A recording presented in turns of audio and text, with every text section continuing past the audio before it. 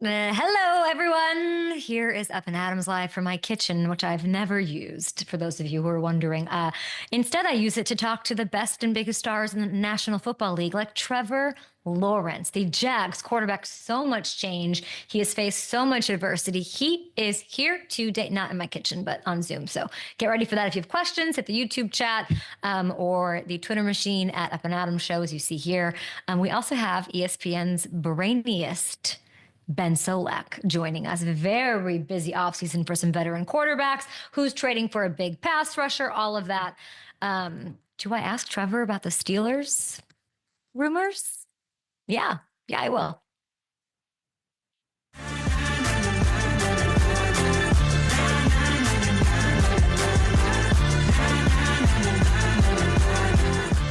NFL offseason is officially here, even though that's not even a thing. It's like a joke that there's an actual offseason, though we did not have football yesterday. We did have, the NBA All-Star Game. We had SNL celebrating their 50th anniversary.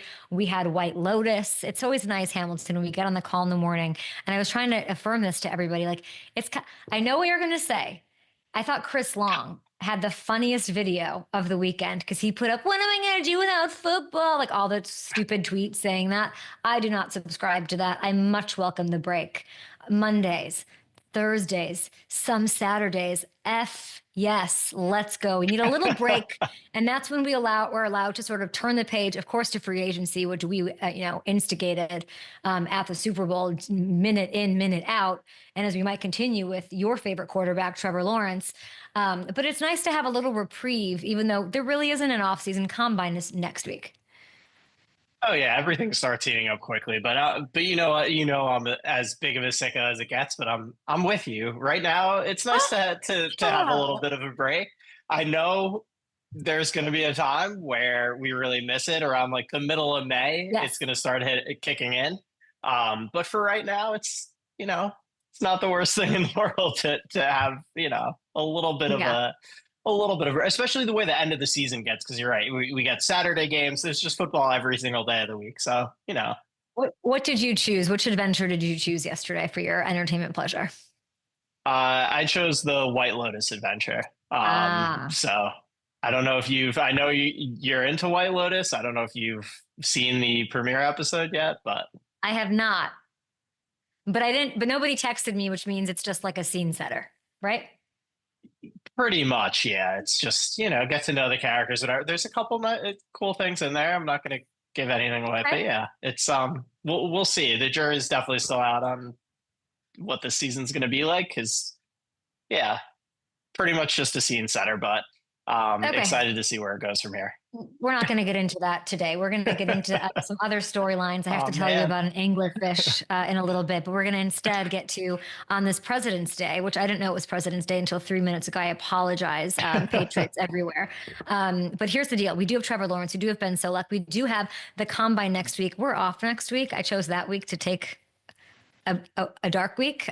Probably not that smart, but I don't love the Combine. I like the metrics after and all that. I like the little moments and snippets. So here's our off-season calendar and what this sort of looks like. Teams can franchise tag players tomorrow through March 4th. The Combine kicks off a week from today, if you can believe it. The official start to free agency gets underway in 3 weeks. And then, of course, we get the NFL draft in Green Bay at the end of April. I cannot wait for that. That is going to be an epic highlight. We've got the Derby, of course, with FanDuel and Up and Adams, so get excited about that. We're going to Austin this week, special Austin show. Possible NBA players, possible UT connected players. Can't wait to see what happens. But until then, we're going to count down some of these off-season storylines that you should know, and we'll get you guys set 10 to 1. So here's the 10th thing that we're let's go 10 to 1 David Letterman style here. Fascinated by what Buffalo is going to do to support the MVP, to support Josh Allen on both sides of the ball. It's not going to be that easy. Here's the deal. They're projected $14 million over the cap right now, as you can see here. I think we have it, right? Do we have the cap? There it is. So there's going to be some restructures, most likely a couple cuts to free up some space, as you can see here. I think it's clear with the way things unfolded in the playoffs that Brandon Beane's roster needs a few more pieces if Buffalo needs to and wants to and successfully breaks through to get to Super Bowl 60, and how fitting would that be? Your first thought might be, oh, go get some weapons for Josh. I don't know if that I'm convinced that that's the route that they're going to take. This was the second highest scoring offense in the league last year. They did not have a Pro Bowl skill player, but they were great. They invested premium draft picks in guys like Dalton Kincaid, Keon Coleman, who made an impact. I could see them sort of banking on those guys to continue to get better. Lean on the run game, which you have. And if it were me, I'm revamping the defense. What do you guys think? Do we see them take a swing on a Khalil Mack? Do they bring him to Buffalo where he played college ball? Let's go. The Bills, guys. Look at him. I would love to see that. The Bills finished 18th in sacks this past season, so the pass rush surely can use a boost. I mean, Mack, if they move on from Von Miller, let's look at the available DBs as well. Do they try to address the secondary? 24th in pass defense. Major issue in the playoffs, of course. It's set up to be a loaded DB group. They've gotten a good look at Javon Holland. The Bills have seen DJ Reed in this division over the past few years. So I'm sure Sean McDermott would love the versatility of a Hufanga. If he could get and stay healthy, maybe they're throwing that around amid snowballs up in Buffalo right now. I don't know. There's not really a shortage of options. There's a lot of different ways they can go. I'd like to see the focus be defense, especially with the limitations that they have with the money. I wouldn't be surprised to see a couple of these names up in Orchard Park next year. 2024, of course, proof. Josh can make it happen. He's MVP. He can make this offense explosive no matter what, no matter who, which is crazy and amazing. And I want to see the Bills defense get some upgrades too to help him out. Okay, coming in at number 9, my number 9 offseason storyline that you need to pay attention to is, where is Adams going? Where is Devontae suiting up in 2025? Still under contract, so everybody knows. Let's set the table here. ESPN's Rich Cimini reported yesterday that New York is likely, he used the word likely, to move on from him in the coming weeks. So the Jets, what does that mean for them? They can save $36 million against the cap by letting him go and explore, maybe go to a contender, which I'd like to see. I'd like to see him have the chance to do that with one that makes sense. I think both sides see the writing on the wall. It makes sense. It'll be a nice handshake and a hug. And here's what Devontae, by the way, told me a few weeks ago about what he's prioritizing this offseason. Obviously, what's most important is winning. And any team that I go to, I'm assuming if they want me there, that I would be taking on a, similar role to what I've had. If that's a team that's had a lot of success already, then, amazing. If it's a team that is, just a receiver away, then we'll see how that fits as well. I asked every quarterback about him. I'll ask Trevor Lawrence about him too, I bet. We've heard reports over the last week playing on the West Coast is interesting to him. Intriguing, I believe, were the words that were reported. Of all the Cali teams that fit the mold of what he laid out there, I'm just going to say Levi Stadium, 20 minutes from where he grew up, Palo Alto. If the Niners move on from Debo, and it looks like they might, there is an opportunity there. There is a cap space there. They're a bit of a mess. They need DBs. They need to pay a bunch of guys. John Lynch really has a toughie this offseason, but I could see Adams there. I think he would fit beautifully there, or the Chargers even. Look at, would he not be incredible having Justin Herbert? He wants a good quarterback, throwing him the ball, a contender. They certainly are. A great coach, Lad McConkey, hello. If the Rams get rid of Cooper Kupp, and Puka, as we talked about at Super Bowl, is instantly the top guy, the veteran, then why not bring in Devontae Adams to the Rams? Great California options for our boy. Can't wait to see what happens. And of course, I'm rooting for the storyline, as I did to reunite him with Aaron. I'm rooting for Green Bay for Devontae. I just would love to see it. Jordan Love, they love each other, speak highly about each other. He likes the Commanders too, likes Jaden. A lot of options for Devontae Adams. I can tell you lots of coaches inquiring, asking, interested in what his wants are. But he looks incredible. Whatever happens, he's playing at an elite level. And so I'm excited to see how it all unfolds. Okay, we got a couple minutes here. Trevor Lawrence is on the show. I hope questions are coming in. Hamilton will go over some. If you were seeing any in the YouTube chat, take a look at those. And we'll do those in the break before we have him. We have Ben Solak of ESPN joining us as well. But the 8th storyline, at number 8, here's a storyline you need to know. Let's go to New England. Can they lure somebody in. Okay. A lot of fishing, a lot of like lobster, a lot of stuff going on up there in the Northeast. Can they lure some stars to Foxborough? Look at this cap space. Oh my gosh, 120 million, just under that to play with. By far the most of anyone in the league. Elliott Wolf, Mike Vrabel, go all in. You have a talented, stud young quarterback. I couldn't like him more. He's on his rookie deal. And speaking of May, we did talk, and I asked him straight up, how much recruiting did you do down there at the Pro Bowl? Here he is. How much recruiting was going on with some of these Pro Bowl free agents?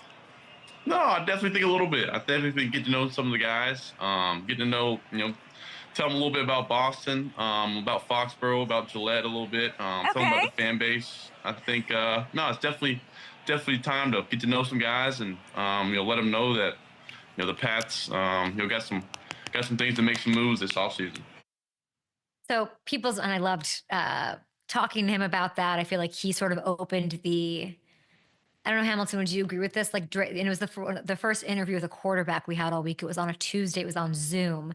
But I think he opened the can of worms for what was a recruiting week among these quarterbacks. Oh, absolutely. It was, yeah. It turned into media row as a free-for-all for trying to lure talented veterans to your teams. And yeah, I think Drake definitely set the stage. You like him? Oh, I do. I think he's incredibly talented. I think they gotta, they have to support him. Like you said, I think there are a lot of holes that need to be filled on that offense to really set him up for success. I think, whatever you want to say about Josh McDaniels as a head coach, I think as an offensive coordinator, he's a great choice to get that offense in gear and to develop him. Yeah. And I think, with that money, they're going to have opportunities to really go all in around him. I know we want him to get a receiver. You pointed this out yesterday. By the way, I'm eating Jolly Ranchers for breakfast today. Ben Solak joining us shortly. This one is grape. And there's a guy that wears the grape color, purple, that I think would be a great fit. Yeah. And I think it is sexy. I think Ronnie Stanley is sexy. You put him on my radar, you pitched him to me, and I said, that makes a lot of sense. And, if we're connecting dots here, obviously they need to get that O-line together. He's the biggest free agent, okay? Talking about Pro Bowl, Drake was down there. Maybe he completely, joked with us about obviously talking to some of these receivers like Jamar and company. I don't know what the conversations were, but I think if you're Wolf and Vrabel and May, who's clearly involved in this, and they are caring what he's thinking, that's the number one pick. That's who you got to go. I mean, if he gets to the open market, T. Higgins would be great. Nothing else will matter. As we saw in the Super Bowl, how great your quarterback is, nothing matters. And I think he'll totally transform the O-line. So he's the piece they need. It's an exciting time for Pats fans. They had money last year. They didn't spend it. We were living in the Mayo time where he didn't even handle the talking about the money super well. I'm excited to see. And this is a huge month for March. And of course, our segment producer, Cal Filson, who just loves those Patriots. All right, we're going to take a short break here. Ben Solak is here. Trevor Lawrence, let's go over some questions if you have any on YouTube. I don't have the YouTube chat up, but we got Ben Solak of ESPN joining us. We'll play QB roulette. Who knows what else?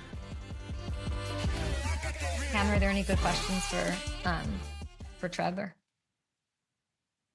Hit us up, guys. Not seeing a ton yet. Nothing on Twitter? I feel like my Twitter just it's all Steelers all the time. Yeah, the Steelers seem, whether that report is true or not, Steelers fans seemed excited by it. We'll get into them at some point too. They got to figure out a long-term answer, quarterback at some point here. Ask him to rank all the Waffle Houses in Jacksonville. What he thinks about the Steelers rumor. He's got an answer for that ready. It's like I don't even know if it's worth asking because he's got his. Let's see. Had the way his non-throwing shoulder. You're not seeing any of these questions? Any of his non-throwing shoulder injury impacted the way he carries his bag into the building? I'm so confused.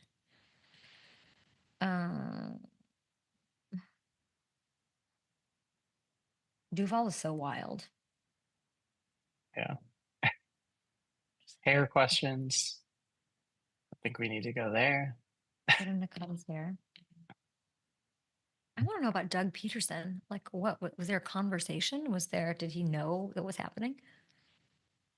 Yeah, yeah, we didn't get to hear a lot of Trevor in the back half of the year because he was hurt. He had to get that surgery on the non-throwing shoulder. So definitely some things to get into there. Asked Trevor if he's recruiting. He said he spoke about T, right? Yeah, during Super Bowl week, he said it would be great to play with T. Higgins, college teammate. I hope T. Higgins makes so much freaking money. I want him to just get broke the F off. I have a feeling it's going to happen. Incincy or out of it? What's that? In Cincinnati or not in Cincinnati? Man, I don't know. I know Joe really Mike's wants. Mike's not going to let him go. Mike's not going to let him go. Yeah, that's mine. He's not letting him go. I mean, that would be great. I would love that for Bengals fans with the way things have happened over the years. It'd be great to see them keep everybody in that building. And their defense, though, I don't know, man. Yeah. I don't know. I haven't talked to Lou in a minute. I gotta see how old Lou's doing. We should have Lou on the show. Yeah, that'd be great. He's getting settled in there. Solak.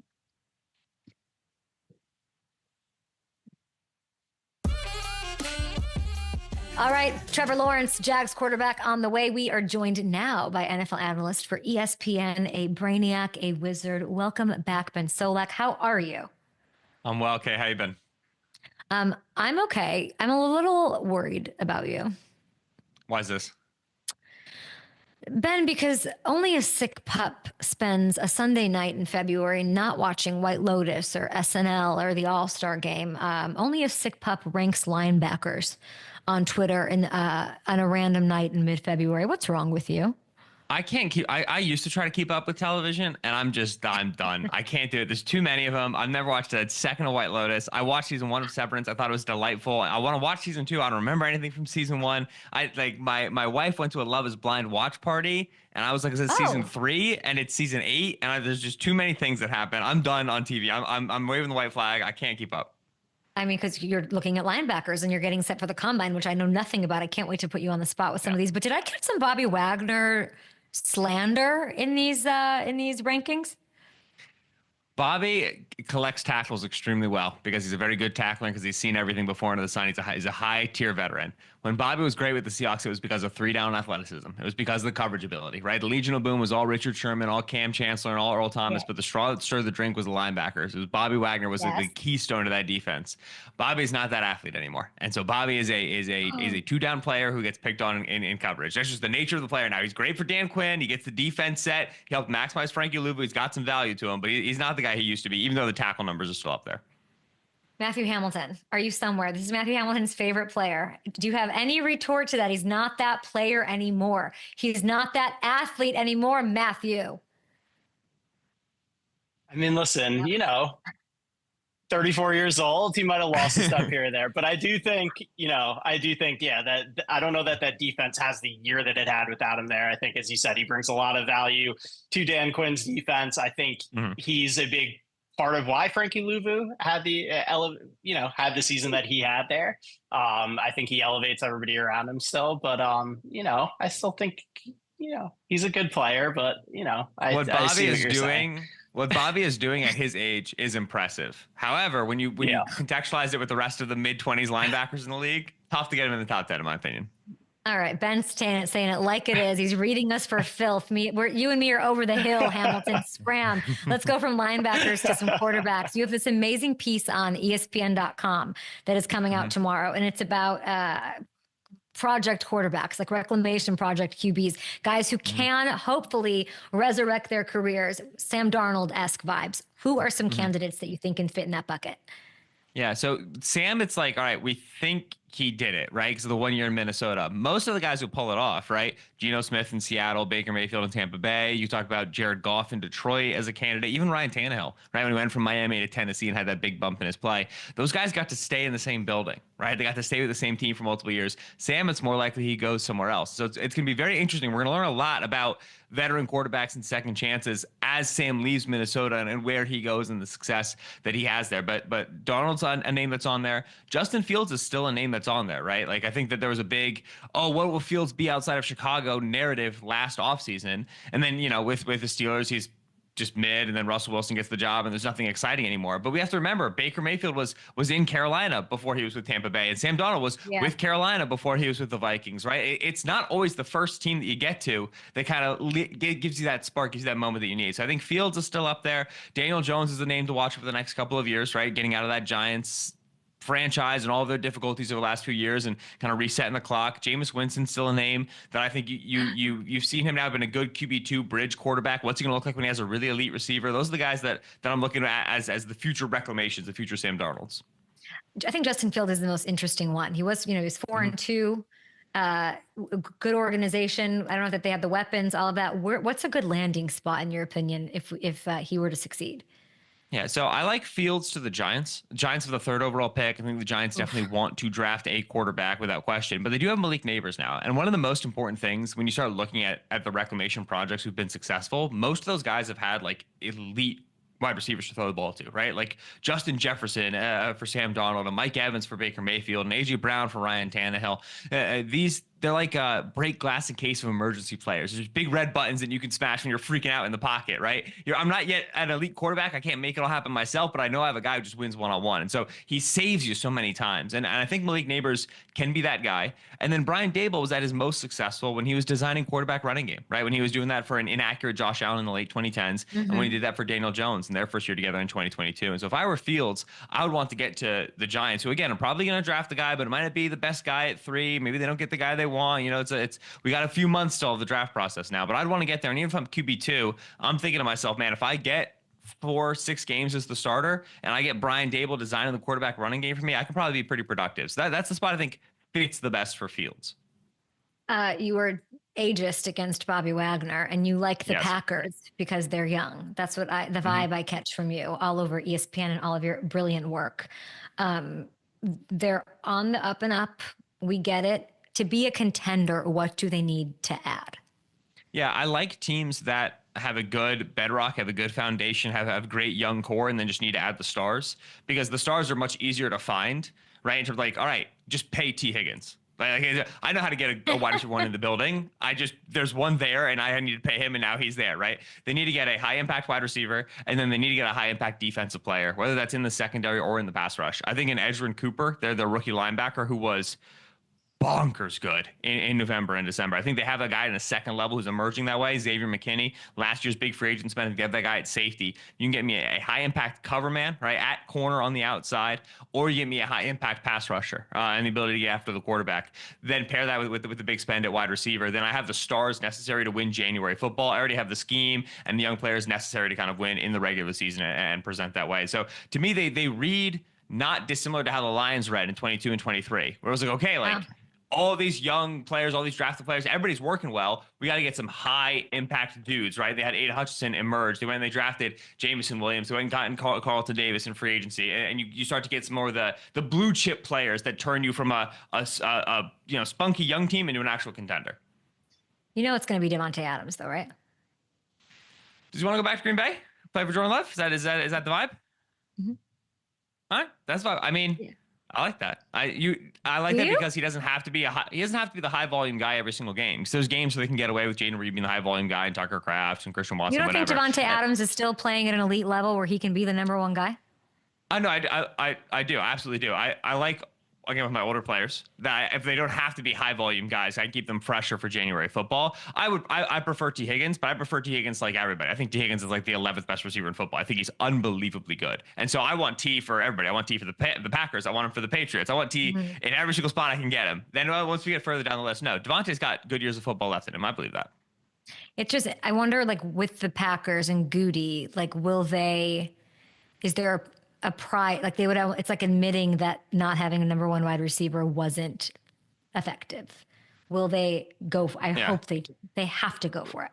If you're going to be prideful in the NFL, you ain't going to fill the trophy case, man. I mean, like, it's a lot of the wisdom to learn from like the Eagles' success is assume you're going to miss, right? Take Quinion Mitchell in the first round and then take Cooper DeJean in the second. Redundancy at corner. Add Bryce Huff and add Nolan Smith and keep Brandon Graham in the building and draft Jalix Hunt because you want redundancy at edge rusher. Some of these swings are going to miss. And so you have to be able to say, all right, range of outcomes. It's much better to have 3 cracks at this than 1 crack at this. So maybe Jaden Reed emerges. Maybe Christian Watson has a fully healthy season. But we're also going to add Devontae Adams because we need somebody to be that player for us next season. Jordan, when I sat with him at Super Bowl, he, not totally joking, said we're going to go defense probably in the draft. Which is defensible. It really is. Like the Packers 4-down rush was one of the worst in football this year. And then at corner, they've had a guy in Jair Alexander who's played really well when healthy, but just has not strung together, 16 game, 17 game seasons in quite some time now. I think they know they need a new future at corner. So I find that to be completely defensible. But if they do walk into next season with the exact same receiver room, there's going to be narratives. You and I are going to be talking about it in August. And once we get 4 weeks of, one bad Romeo Doubs game, a bad Dontavian Wicks drop, the noise is going to get louder, and that's going to start to fracture the locker room a little bit. I could see T in Green Bay. I think he'd be a perfect fit, whether it's him or Devontae. I know I talked to Jordan about adding veteran leadership, what a vet would bring to that locker room, and he seemed to think that would be a great idea. So either or, and they're obviously playing both at an elite level. It'll come down to money and fit. But you're mentioning this defense and these pass rushers. Like I talked to a bunch of them at Super Bowl.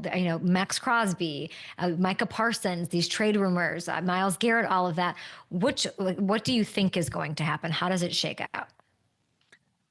It's tricky. I think that Mac probably makes the free agent cycle and is one of the more interesting edge rushers. Khalil Mack had a great season for the 2024 Chargers, just weirdly excellent. I'd want him before I'd want like Hassan Reddick, who I also think is probably going to make the free agency cycle. Like that's the sort of name I'm looking for. Trey Hendrickson is an interesting one. I would be for the last 18 months, I would have been calling the Bengals and trying to get Trey Hendrickson out of there. I know he requested a trade and then didn't get one, and then he had the unbelievable season for them. But Hendrickson's a guy who I think could just print 15 sacks for me over the course of a season. Like that is a highly valuable trait that not a lot of people are giving you.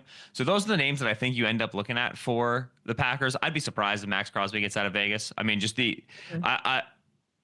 Max were willing to leave Vegas for a contender, I think it would have happened by now. I think that Max is just so committed to that team in a very admirable way that I wouldn't be trying my darndest to get him out of the building because I think he's just going to stay there. Max Crosby becomes available. That's a multiple firsts sort of a proposition. Like I think you're putting everything on the table there. Then Myles Garrett. I think that Myles is going to decide where he wants to go if and when the Browns trade him, and that deal is going to kind of be done very quickly and in a dramatic fashion. And so it's all right. If Myles Garrett wants to be a Green Bay Packer, then he's going to hold out and the Browns are going to do this, that, and the other thing and force the issue. Other than that, I don't know. I think this is going to last for a long time. I think you're going to see Myles Garrett back in a Browns uniform. I think it's going to be frustrating. Wow. There's going to be training camp drama. I don't think the Browns don't want to move him. He's Myles Garrett. You can't want to move the guy. I want them to let him live. Just let him live. Let him go get a taste of winning. And I think Matt, the other guy, the other guy I would call about just to call about him. TJ Watt's only got 1 year left on his deal. And I feel like I would want to just make sure the Steelers were aware they only had 1 year left on his deal. And if they didn't want to extend him, be aware that other teams would be willing to extend him if they wanted to ship him over there. So I'd also call about TJ a little bit. Interesting. I can't imagine that happening, but crazier shit has happened. It was not the best TJ Watt season last year. And so I wonder if the Steelers are worried about the age a little bit. He was not as fast off the ball. It wasn't as productive. I don't know. It's an interesting thing to look at. He's due $30 million. So it's weird. It's a weird spot. Didn't he win a big award a couple weeks ago? Did he win? No. Surtain won Defensive Player of the Year. I know, but he didn't win a big award? I'm trying to think. What did he just win? What did JJ Watt present him with? Was not an honors? What am I crazy? Is that another year I'm thinking? I don't go to honors. I'm ranking slot corners during honors. You're the one who goes to honors. Yeah. I don't know. I know you like the Packers. You like the Ravens on the other side. I'm trying to figure out how in like 4 months am I going to be speaking of these Kansas City Chiefs? Like revenge tour, us v them, is everybody hopping off board? What does that look like? Now there's a clock on Travis Kelce. I don't know how much that really matters as far as how they're viewed going into next season. It wasn't, speaking of age and not his best year, like that's kind of the vibe with Travis. Do you if you're them, if you're Veach and company, what are you hoping for? So I think that It's funny. I feel like in 2022, probably 23, we got to do a little like, oh, Patrick Mahomes is underrated things. There was the whole like Joe Burrow, you know, Lamar MVP. Like, is Mahomes really the guy? And it's like, yes, he very clearly is. Like, Mahomes is the man. And now, having lost the Super Bowl in dramatic fashion, it was the worst game of his career. We're gonna get to do another offseason of like, is Mahomes really elite? It's like, yeah, dude, he is. Like, that the offense is going to be better, because it's hard to imagine it being any worse than it was with 15 at the helm.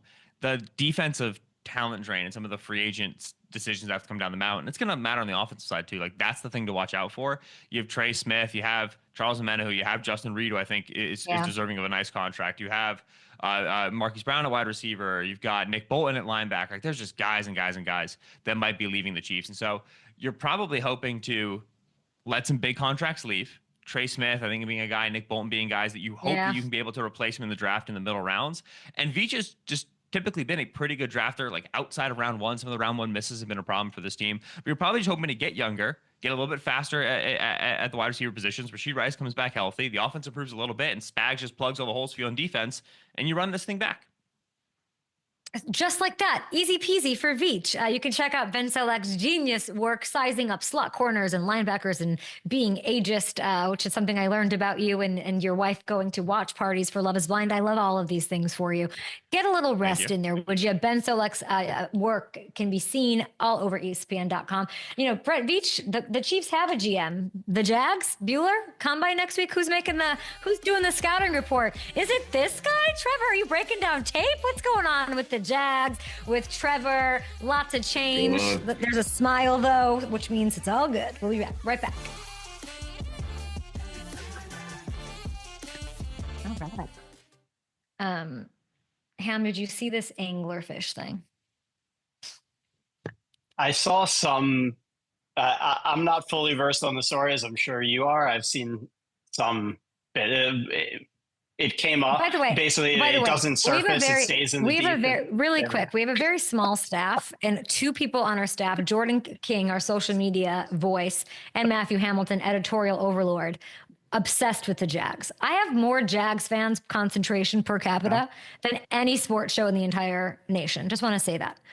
Like, literally, like, you're nervy, I can tell, because Trevor Lawrence is coming on. Jordan King, he was supposed to we couldn't make it happen at Super Bowl. Jordan was dying to see Trevor Lawrence. So we're a little nervous. We got 2 minutes till he's on, everybody. Sorry, take me back to anglerfish land. So here's the deal. I'm full cry. Okay. I went to Colorado this weekend. I'm on the plane. I'm looking at things, and look at this disgusting looking specimen, but it's so cute. This is an anglerfish. By the way, I thought it was the size of I don't even know, like a microwave. It's a tiny little thing. It's like little Nemo. It's like 6 little inches. And it's like the deepest, darkest part of the ocean. This anglerfish decided to leave the bottom and swim up to the top to see light, and died an hour later. And I'm full crying on a plane, just full crying. And so is the internet. And if you're have any empathy, look at this poor little cute thing. Yeah, I'm surprised. You wanted to see the light for one last. I mean, how bad were things? Do you understand? That could be just a movie. Do you know how many miles you had to swim from the bottom? They don't ever come up like this. And there were some dudes with a death wish doing some shark expedition, and they saw it and caught it, and it's taken the internet by storm. And now I want one. This is a turn I never expected from you, because you are terrified of the ocean and all things that live in the ocean. So look at this. Look at this little, and then it died. And then he died. He saw the light and then died. It's just the saddest little thing I've ever seen. I love. It is very sad. I'm glad you saw this. I don't even know what an anglerfish was. I'd never seen one. But I truly thought it was the size of a microwave, at least. I know. I was surprised to see how small it was. It was like that. All right. Yeah. Bob Iger's buying the rights to this thing, I'm sure. Oh, I'm sure. Okay. There'll be a ride. Oh, let's get some trouble. Another test for the Browns defense off play action. Lawrence guns it. Thomas in stride. A run. royal strike from Lawrence. Let's go. We'd like to welcome in Jags Pro Bowl quarterback and brand new dad, Trevor Lawrence. Are you getting any sleep lately, my friend? Oh, what's going on? Yeah, starting to now. She slept good last night, so she's getting longer and longer stretches. So we're getting used to it. Little baby Shay, congratulations to you and Marissa. Thanks, paint the picture of life as a dad for Trevor Lawrence. It's awesome. I mean, just holding my little girl and looking at her, it's crazy feeling, pretty surreal. She's growing so fast, changing, starting to like see what's going on, and I think starting to understand a little bit. So it's cool holding her, and she's starting to smile. It's pretty awesome. Oh, she's adorable. How is she? You got to hold her. Are you changing diapers with one hand? You had the shoulders thing. Like, how did that I'm good go? now. I got out of my sling 3 weeks ago, so I'm starting to be able to do more. Rehab's going along well, and I can hold her with two hands. I'm on full diaper duty now, which is a lot. I didn't realize I never changed a diaper before we had Shay, so I didn't realize how much you have to change their diapers. Who taught you how to change a diaper? Was it Marissa? Marissa. I mean, it's pretty simple. I was kind of like intimidated at first. It's super simple though. It's pretty easy. I love it. I'm sure you didn't think that's what we'd be talking about in this interview, but that's okay. That's fine. I'm glad to hear you're feeling better though. How like the recovery process? Where are you? It's going well. Like I said, I got the sling off 3 weeks. I was 6 weeks in the sling, been out for 3 weeks. I'm going on week 10. And it's feeling a lot better. It'll be a little bit more work to do, build some strength, get some range of motion. But I'm on my way. It's feeling a lot better than it was, in that sling. Speaking of shoulder, I want to show you one of my favorite plays from this year. And it's a little shoulder fake. Okay. This thing of beauty, 85-yard strike to a rookie sensation, Brian Thomas Jr. Can you walk me through this play? Yeah, just BT being faster than everybody else right there to go score. No, it was it was a slot fade with a hitch on the outside, and they were in three deep, and you see the corner up top. He settles his feet for a second, so he's supposed to be the deep third guy. He's supposed to probably just have to throw the hitch outside, but he kind of settled his feet, and it's something we've done against the Colts a few times. That we did it to Christian or with Christian the year before, and scored on it. So we hit him twice on it.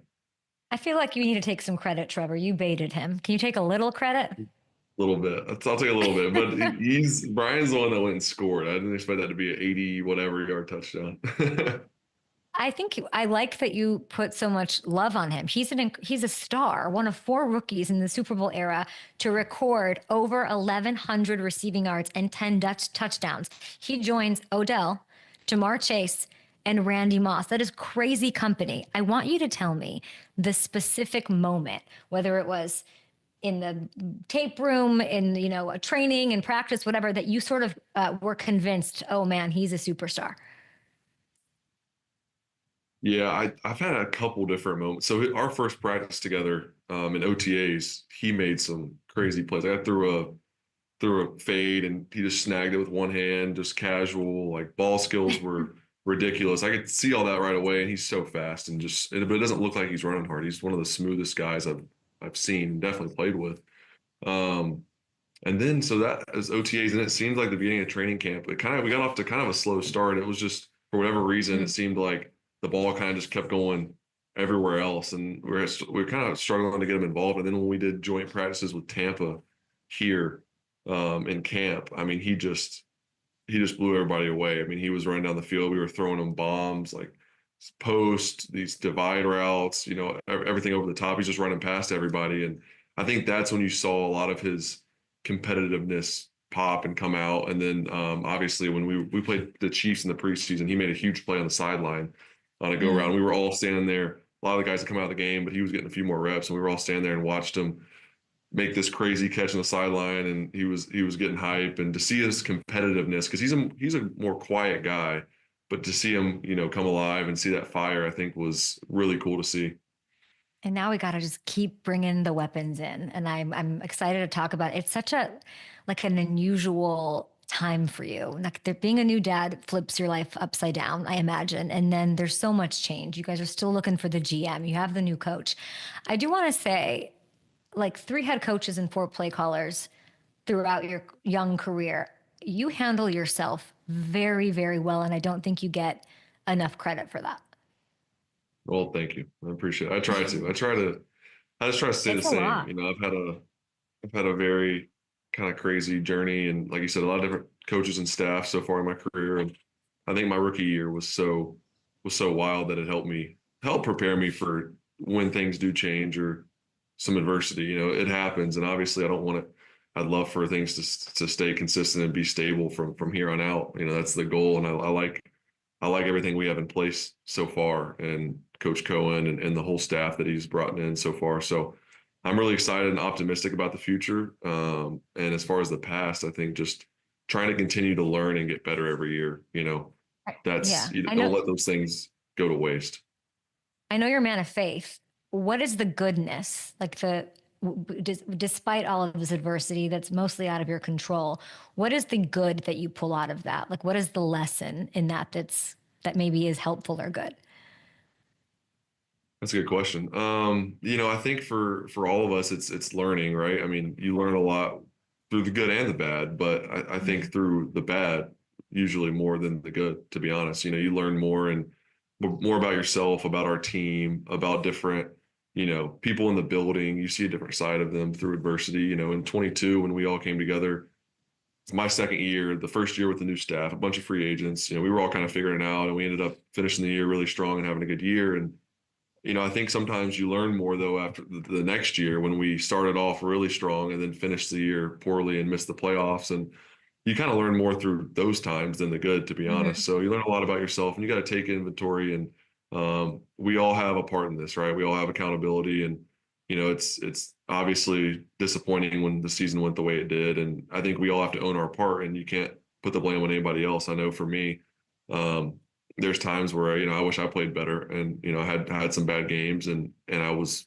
hurt and not able to play the full season. So, you know, I take some accountability for that, and for what I wasn't able to do for the team and help the team out. So I know moving forward, certain goals I have and kind of that hunger to get back and to be the player I know I can be, and to be healthy and to be here for my team. I think it kind of relights that fire in you when you have some adversity and when you struggle and everyone starts to kind of count you out and kind of look past you. I think you that kind of reignites a little bit of that drive to get back to the player you know you can be.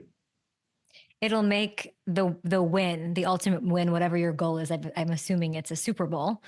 It'll make it that much sweeter. You keep talking about fire, and you know your receiver has it, you have it.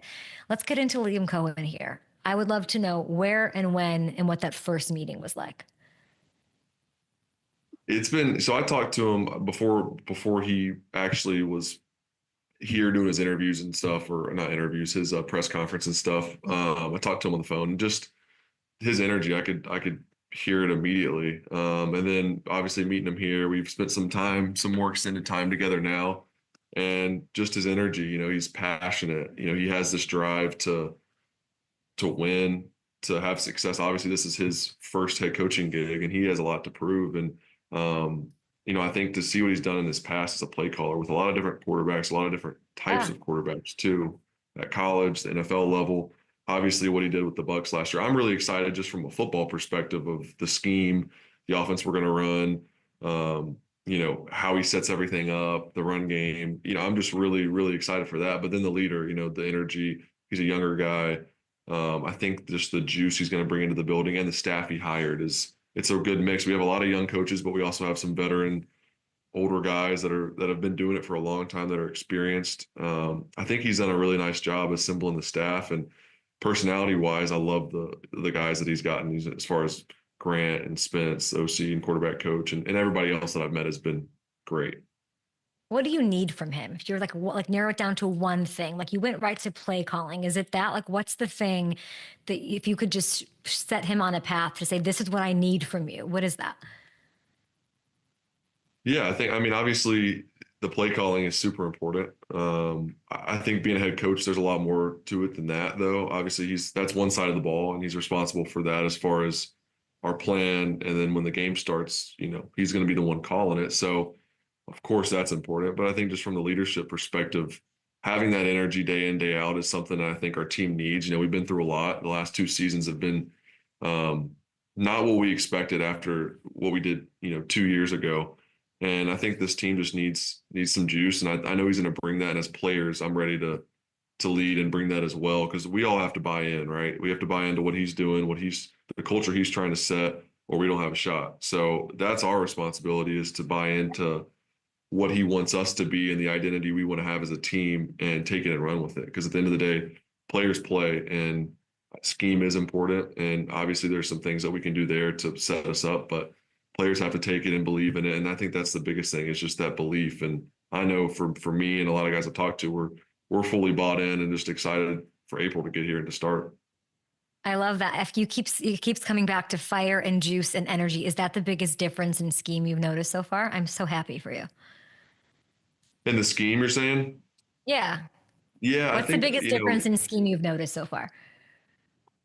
Just the run game. It's just obviously there's going to be a lot of changes in, verbiage and terminology and all those things. And the system is different, but I think the run game and how it's built off that. And I think just his knowledge of how to set up the run game with the play action, screens, and then obviously mixing your drop backs and your shots downfield. But I think the plan there, I'm really excited about how he's going to set it up and how we're going to game plan. And I feel really good with the staff we have. Honestly, Grant seems really, really smart. I've spent a little bit of time with him now. Not a ton, but he just seems really smart, and like he's going to be able to really supplement and help Liam out, as much as he needs to. And he's another mind and sounding board, and so many guys that are experienced and can really pour into make it a collaborative process. It's not just one guy doing what he thinks is best. It's a bunch of different minds, including myself, and trying to come up with the best plan for us. Yeah, Grant coming over from that Kevin O'Connell tree. I like this for you quite a bit. I feel like I'm going to look back at this interview and in 7 months, and just that smile that you have is incredible. You're going through all this change. You're having a baby. Your shoulder's in a sling. Not the season you guys wanted. And then your coach gets fired, Doug Peterson. Were you surprised by that? Did you know that was happening? Take me back to that moment. Yeah, definitely crazy finish to the year. It was disappointing like I said, the way we finished. And obviously, coach came in my second year, and like I said, it was a mess here, and we had a lot of stuff to get back on track as far as just, players, culture, just energy, kind of like what I'm saying now. And it's different situation. It was different 3 years ago, and coach did a great job of coming in and being the guy we needed for the time. And I have a lot of respect and appreciation for Coach Peterson, what he's done for me, and the belief he showed in me. And he helped me kind of get my confidence back after a shaky first year. So yeah, and then like I said, after the year we had together the first year, the second year didn't finish the way we wanted, but going into this third year, this past season, no one thought it was going to go that way. We were really excited. We had a good team. Obviously we had a new D coordinator, all these things, and everything was positive, and we were all really excited, and obviously it just didn't go well. And that's a mix of a lot of things. Like I said, everybody has their part and everyone has to take the accountability. But yeah, I was surprised. I don't know about surprised, just because this is a results business, and it's unfortunate how the season went, and they decided to move on from coach. And here we are now. But of course, the personal side and the relationship I have with coach, disappointed that's, I'm not going to get to work with him anymore. It's a guy you build a relationship with. And but we still, we touch base after, and we're gonna stay in touch. And like I said, that respect is always going to be there. And very excited for the future, though. At this league, you gotta move on, and you gotta kind of wrap your head around what's next, and jump on board with it. And I'm really excited for Coach Cohen, genuinely. So I'm excited. I'm glad that you're excited. I mean, there were these rumors and reports last week that you're trying to just decide between Huggies and Pampers, and then the internet decides that the Steelers wanted to trade for you. What did you think of that? That's funny. I didn't really see anything. My agent texted me and was like, "Hey, this is I didn't." And then of course I saw it after. He texted me and said, "Hey, this is a report that's out there. I don't think there's anything to it, but I'll check into it." So I saw it, and it's funny though. When he sent it to me, I was like, I wouldn't say your heart drops, but you're kind of like, what? Like you think, and then I'm like thinking about well, I can't even I have a no trade clause in my contract, so I would know about it if I was getting traded, or if that was something that was going to happen. I'd have to be on board with it. So, which I'm not. I'm happy here in Jacksonville. I plan on, we want to win a Super Bowl here, and I think we can do that. And I don't want to leave Jacksonville. So I'm happy here. Obviously, not going to Pittsburgh. Who's the person, since you don't have a GM right now, who's the person that calls your agent? What did they say? Like, that's such a crazy moment. I can't remember. I think my agent reached out to Adam Schefter and was just like, "Hey, you heard anything about this?" Because you're right, because we don't have a GM. Yeah, like who? Liam texted me actually, I guess the day after it came out, and Liam said, "Shouldn't even have to say this, but that's not coming from us." And I was like, "Yeah, I figured." So we're all good. He didn't even have to send that. I didn't. There was no doubt on my side. But Well, the Jags don't want to lose you, but that's not. The Steelers might have wanted you. So that story was totally not true? They didn't I have want no you? idea. I know that we weren't involved in conversations about that as far as Jacksonville goes. I don't know about the Steelers' Okay. desires or wants, or I don't know. You really don't know? That's crazy. I would need to know. A Hall of Fame coach named Mike Tomlin is potentially doing like a hard inquiry on you. You don't care? You don't know? I like Coach Tomlin. He's a good guy, but no, Yeah. I'm set here. I like I said, we love Jacksonville. This is home for us, and there's a lot Yeah. more on the football side that we've yet to accomplish here, and I'm excited about what we're building. The future's very bright, and I want to be the guy here for a long time. Trevor, what are you building? Because there's not a GM. The combine's next week. Are you going to Indy? Are you going to go to St. Elmo's and do the horseradish cocktail sauce thing? Like, who's making these decisions? When we play in Indy, I do that. We'll have somebody. I'm confident in that. We'll figure it out. Okay. Are you involved? You want to be involved. I know that. How involved are you in the GM search, in personnel stuff? Like, what's that? I'm not involved. I'm not involved in any of that. I know obviously there's interviews happening, but none of the GM stuff. I'm not involved in any of that. And I think it's better that way. There has to be some separation, right, from player, and they have a different role. They have a different job to do. But of course, when I'm at personnel wise, when I'm asked, I have a good feel on people that are here, guys that I have good chemistry or good rapport with, and that they ask me, new staff's coming in. They've asked me about different things and my kind of pulse on the team. But as far as the GM stuff, I'm not involved in any of that. We got to get you to Indy. Are you interested in somebody named Shmi Schmiggins? I heard you are. I mean, I can help broker. I can help broker that deal. How great would that be? I'm sure. Who knows what's going to happen? T's awesome. We have a history for sure. So that guy is, no matter where he goes, obviously I'd love to be thrown to him again, but no matter where he goes, he's going to be a star. He already is. And I know Cincinnati wants to keep him. So Joe's been putting the pressure on him over there. You got to recruit, Trevor. You got to, what's your best pitch? You got to recruit him. What's my best pitch? Yeah. Well, I think he would. Obviously, I'm sure he's got the relationship with Joe. Like, if everything goes well, I'm sure he wouldn't want to leave. But if that wasn't the case, I think I would definitely be up next as far as T and our relationship and what we've done in the past. And we played together for 2 years, had a lot of success in college, and we could definitely do that again. And Jacksonville, I think Jacksonville is a pitch in and of itself as far as a place to live. You're in Florida. No state income tax. That's all you have to say. That's it. Drop the mic. T, are you listening? No, go get broke off and no income tax. That is the vibe. And do you think he'd be a good babysitter for Shay? I don't know about that. I don't know. I'm not saying he's not. But wow. He'd have to. We have a very specific regimen in our house, which I've learned is super important for babies. Routine. Yes. I didn't know that at first. So we got to keep her on it. I love where you are right now. I cannot wait for you to write the rest of the story, the next chapter. It all starts now. I'll see you in Indy scouting linebackers, apparently. I'll be out there. I'll be in my mustache and glasses disguise. So, all right, Kay. Thanks for having me. Great to see you. Thank you for the time. Appreciate you, and good luck with free agency, the GM search, all of the things. We love Trevor Lawrence here on the program. Short break. We'll be back on Up and Adams. Cam, he's terrific. Man, that was awesome. He's terrific. He really is. And quarterbacks can be tough because it's so much weight to everything you say. He's very himself. Those were honest answers. Yeah, and I appreciate just how thoughtful he was with the what he's gained from the adversity. I thought that was a phenomenal answer. I don't think he gets enough. That's the truth. That's what I said on our morning call. I don't like, I think it has to be hard to, I'm not saying everything came easy to him in his life, but he's a winner. Yeah. He's a winner. So then to get to this dream level and then have it not be as easy of a walk, or to have, especially when things are out of your control, that just sucks. And you can handle that a million different shitty ways. And he never has. Yeah.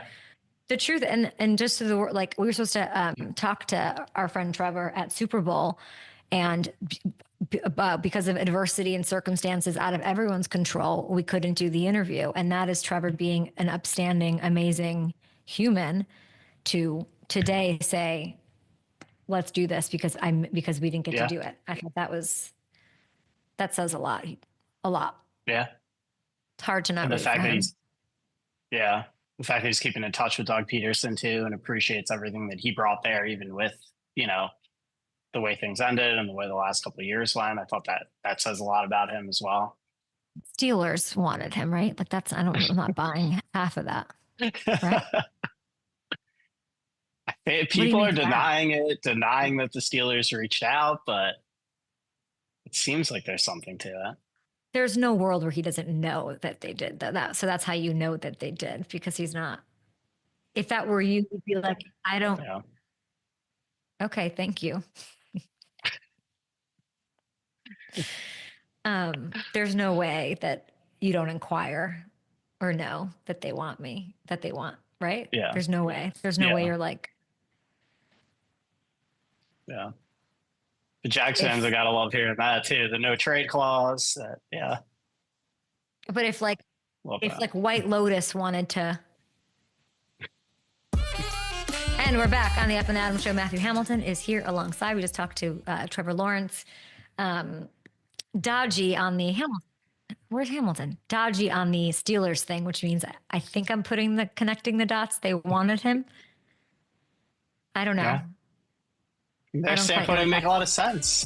All I know is that T. Higgins is about to get broke off, which he should, and Mama Higgins is getting a new car or something. Love it. We'll see you guys tomorrow.